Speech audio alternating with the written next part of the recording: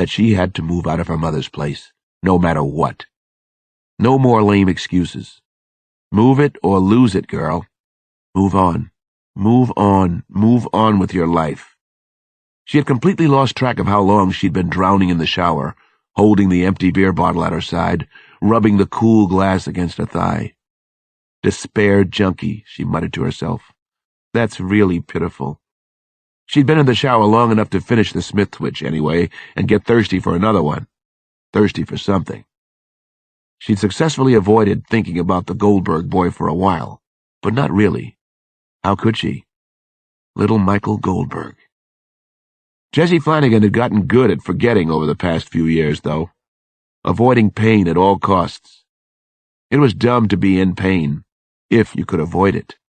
Of course, that also meant avoiding close relationships, avoiding even the proximity of love, avoiding most of the natural range of human emotions. Fair enough. It might be an acceptable trade-off. She'd found that she could survive without love in her life. It sounded terrible, but it was the truth. Yes, for the moment. Especially the present moment, the trade-off was well worth it, Jessie thought. It helped get her through each day and night of the crisis. It got her through until the cocktail hour, anyway. She coped okay. She had all the right tools for survival. If she could make it as a woman cop, she could make it at anything. The other agents in the service said she had cojones. It was their idea of a compliment, so Jessie took it as one. Besides, they were spot on. She did have brass cojones.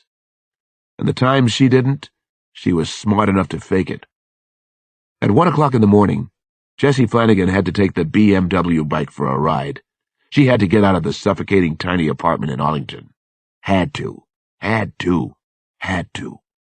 Her mother must have heard the door opening out to the hallway. She called to Jessie from her bedroom, maybe right out of her sleep. "Jessie? Where are you going so late? Jessie? Jessie, is that you?" "Just out, Mother." Christmas shopping at the mall. A cynical line bounced against the walls of her head. As usual, she kept it inside. She wished Christmas would go away. She dreaded the next day. Then she was gone into the night, on the BMW K1, either escaping from or chasing after her personal nightmares, her devils. It was Christmas. Had Michael Goldberg died for our sins? Was that what this was about, she thought? She refused to let herself feel all the guilt. It was Christmas, and Christ had already died for everyone's sins, even Jessie Flanagan's sins. She was feeling a little crazy. No, she was feeling a lot crazy, but she could take control. Always take control. That's what she would do now. She sang Winter Wonderland at 110 miles an hour on the open highway heading out of Washington. She wasn't afraid of very much, but this time she was afraid. Chapter 19. In some parts of Washington and the nearby suburbs of Maryland and Virginia, house-by-house searches were conducted on Christmas morning. Police, blue and whites, toured the streets downtown. They loudly broadcasted over their PA systems. "We are looking for Maggie Rose Dunn. Maggie is 9 years old. Maggie has long blonde hair. Maggie is 4 feet 3 inches tall and weighs 72 pounds. A substantial reward is offered for any information leading to Maggie's safe return." Inside the house, a half-dozen FBI agents worked more closely than ever with the Dunns. Both Catherine Rose and Tom Dunn were terribly shaken by Michael's death. Catherine suddenly looked 10 years older. We all waited for the next call from Sinigi. It had occurred to me that Gary Sinigi was going to call the Dunns on Christmas Day. I was beginning to feel as if I knew him a little. I wanted him to call. Wanted him to start moving. To make the first big mistake. I wanted to get him. At around 11 on Christmas morning, the hostage rescue team was hurriedly called together in the Dunns' formal sitting room. There were close to 20 of us now, all at the mercy of the FBI for vital information. The house was buzzing. What had the son of Lindbergh done? We hadn't been given much information yet. We did know that a telegram had been delivered to the Dunn house. It wasn't being treated like any of the previous crank messages. It had to be Saniji. FBI agents had monopolized the house phones for the past 15 minutes or so. Special Agent Scorse arrived back at the house just before 11:30, probably coming from his own family's Christmas. Chief Pittman swept in 5 minutes later. The police commissioner had been called. This is getting to be a real bad deal, being left in the dark all the time. Sampson slouched against the room's mantel. When Sampson slouches, he's only around 6'7". The fibbers don't trust us. We trust them even less than we did at the get-go. We didn't trust the FBI in the beginning, I reminded him. You're right about that, Sampson grinned. I could see myself reflected in his wayfarers, and I looked small. I wondered if the whole world looked tiny from Sampson's vantage point. Our boys send the Western Union? He asked me. That's what the FBI thinks. It's probably just his way of saying Merry Christmas. Maybe he wants to be part of a family. Sampson peered at me over the tops of his dark glasses. Thank you, Dr. Freud.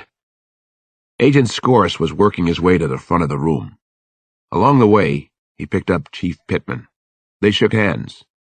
Good community relations at work. We received another message that appears to be from Gary Saniji, Scorse announced as soon as he was in front of us. He had an odd way of stretching his neck and twisting his head from side to side when he was nervous. He did that a few times as he began to speak. I'll read it to you. It's addressed to the Dunns.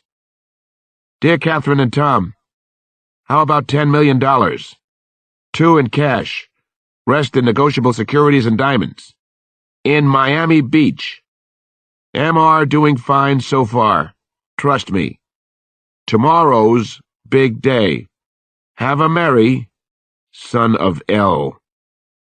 Within 15 minutes of its arrival, the telegram had been traced to a Western Union office on Collins Avenue in Miami Beach. FBI agents immediately descended on the office to interview the manager and clerks. They didn't learn a thing. Exactly the way the rest of the investigation had been going so far. We had no choice but to leave for Miami immediately. Be afraid. I'm innocent, he said to me. I know it sounds crazy, but I'm innocent. I didn't get home until late that night. A motorcycle eased up alongside the car as I was about to pull into my driveway. What the hell was this? Please follow me, sir, said the person atop the bike. The line was delivered in nearly perfect highway patrol style. Just fall in behind. It was Jessie. She started to laugh, and so did I. I knew she was trying to lure me back to the land of the living again. She told me I was working too hard on the case. She reminded me that it was solved.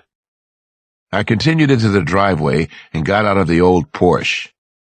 I went around to where she had curbed her motorcycle. Quitting time, Alex, Jessie said. Can you do it? Is it okay for you to quit work at 11 o'clock? I went inside to check on the kids. They were sleeping, so I had no reason to resist Jessie's offer. I came back out and climbed on the bike. This is either the worst or the best thing I've done in recent memory, I told her. Don't worry. It's the best. You're in good hands. Nothing to fear except instant death. Within seconds, 9th Street was being eaten up under the glare of the single motorcycle headlamp. The bike sped down Independence, then onto the Parkway, which can be ridiculously curvy in spots.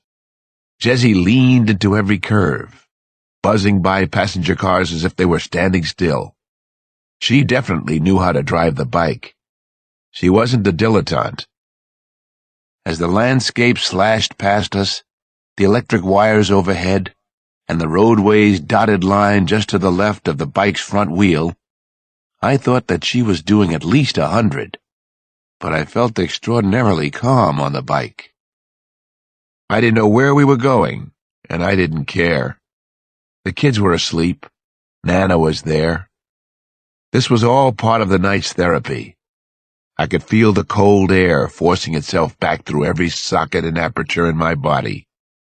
It cleared my head nicely, and my head sure needed clearing. N Street was empty of traffic. It was a long, narrow straightaway with 100-year-old townhouses on either side. It was pretty, especially in winter.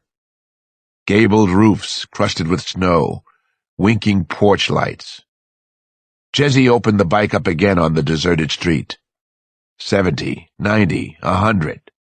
I couldn't tell how fast for sure, only that we were really flying. The trees and houses were a blur. The pavement below was a blur. It was kind of nice, actually, if we lived to tell about it. Jesse braked the BMW smoothly. She wasn't showing off, just knew how it's done. "We're home. I just got the place. I'm getting my home act together," she said as she dismounted. "You were pretty good. You only yelped that one time on the George Washington." "I keep my yelps to myself." Exhilarated by the ride, we went inside. The apartment wasn't at all what I had expected. Jessie said she hadn't found time to fix the place up, but it was beautiful and tasteful. The overall style was sleek and modern, but not at all stark. There were lots of striking art photographs, mostly black and white. Jessie said she'd taken them all. Fresh flowers were in the living room and kitchen. Books with bookmarks sticking out. The Prince of Tides, burn marks, Women in Power, Zen and the Art of Motorcycle Maintenance, a wine rack, Behringer, Rutherford, a hook on the wall for her cycle helmet. "So, you're a homebody after all." "I am like hell. Take it back, Alex. I'm a tough-as-they-come Secret Service woman." I took Jessie in my arms, and we kissed very gently in her living room. I was finding tenderness where I hadn't expected it. I was discovering sensuality that surprised me. It was the whole package I'd been searching for, only with one little catch. "I'm glad you brought me to your house," I said. "I mean that, Jessie. I really am touched. Even if I practically had to kidnap you to get you over here? Fast motorcycle rides in the night, beautiful homey apartment, Annie Leibovitz quality photographs. What other secrets do you have?" Jessie moved a finger gently down and around my jawline, exploring my face. "I don't want to have any secrets. That's what I'd like, okay?" I said yes. That was exactly the way I wanted it too. It was time to open up to someone again. It was way past time, probably for both of us. Maybe we hadn't looked it to the outside world, but we'd been lonely and inner-driven for too long. That was the simple truth we were helping each other to get in touch with. Early the next morning, we rode the bike back to my house in Washington. The wind was cold and rough on our faces. I held onto her chest as we floated through the dim, gray light of early dawn. The few people who were up, driving or walking to work, stared at us. I probably would have stared too.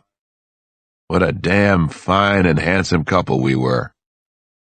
Jessie dropped me exactly where she'd picked me up. I leaned close against her and the warm, vibrating bike. I kissed her again, her cheeks, her throat, finally her lips. I thought I could stay there all morning. Just like that on the mean streets of Southeast. I had the passing thought that it should always be like this. Why not? "I have to get inside," I finally said. "Yep, I know you do." "Go home, Alex," Jessie said. "Give your babies a kiss for me." She looked a little sad as I turned away and headed in, though. "Don't start something you can't finish," I remembered. Chapter 48. The rest of that day, I burned the candle at the other end. It felt a little irresponsible, but that was good for me. It's all right to put the weight of the world on your shoulders sometimes, if you know how to take it off. As I drove out to Lawton Prison, the temperature was below freezing, but the sun was out. The sky was bright, almost blinding blue, beautiful and hopeful. The pathetic fallacy